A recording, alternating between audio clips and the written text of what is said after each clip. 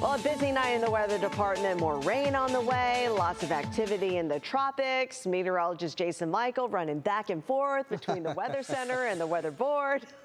Everything's been so busy. We're looking at the tropics. We're looking at what's happening here in the Midwest. We're also looking down south, the Caribbean. We're all wondering, like, what's going to happen with Ian? So much is being kind of dependent upon this cone of uncertainty, what happens with this storm. We're just past the peak of Atlantic hurricane season of 2022. We've seen the remnants of Fiona. It's been the strongest storm that impacted portions of Canada. Gaston is likely to move into the North Atlantic. We'll kind of not even have to worry about that with that system. There's another one coming off of the coast of Africa that we're going to be watching over the next 5 days.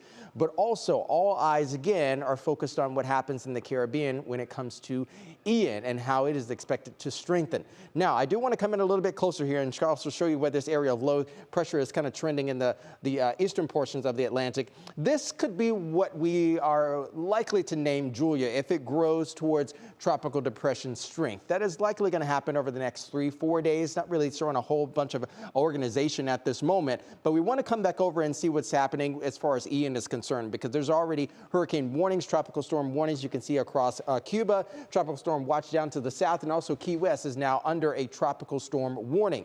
This is likely going to increase as Ian is gaining strength over the next couple days. As far as the latest statistics, you can see there is about 140 miles south of Grand Cayman. This is the 11 p.m. advisory, so that came out just about an hour or so ago. Winds now at 65 miles per hour, so it's gaining strength. We're also going to see the pressure lower as well. It's down from about 1,001 millibars, which is what it was about 5 p.m. this afternoon, down to 989. Northwest movement at about 13 miles per hour.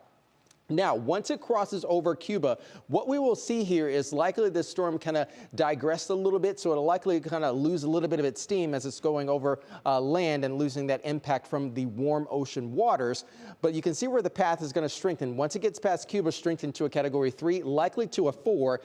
Anytime it gets to a 3 or 4, the major impacts, certainly while it's on near land, we're going to be storm surge and also very, very heavy rain. Being as though the peninsula of Florida is on the northeastern side, we can certainly expect severe weather as well as tornadoes to come out of this as well. So you can see by Friday, it's likely going to be moving inland. However, once we get towards Thursday, Friday of this week, it could likely impact northeast Ohio, and I'll show you what that looks like. Radar is still picking up a little bit of isolated rain showers moving through our far western regions, Erie, Richland, and also Ashland. You can see back towards Trumbull and also Portage County. The rain is beginning to move out a bit, but we've had a significant amount of rainfall in our far northeastern communities this afternoon. 3.5 inches near Chester, Trumbull about 3 inches for you, and this is the Euro model still showing that we're going to accumulate even more rainfall by the time we get to Tuesday. Anywhere from 1 to 2.5 inches of rainfall, maybe even 3/4 of an inch of rainfall for Ravenna. Here's what it looks like for the rest of the evening. Your National Weather Center hour-by-hour forecast. Temperatures slipping back into the 50s. We stick with the cloud cover, and the low will still try to get on out of here, but we could have some bands of strong to severe, likely not severe, but strong storms to move through, and also very heavy rain. So tomorrow will still likely be a flood threat across vast portions of northeast Ohio. So please pay close attention to the radar. Here's what the Union Home Mortgage 7-day looks like for us. Temperatures back into the 60s for the most part on Tuesday. We'll have a reinforcing front come through Tuesday into Wednesday. Leftover showers begin to move out. We start to warm things back up by Thursday, Friday of this week. But next weekend, Lena, we're still going to be watching to see what roll-off effects we have from the remnants of Ian.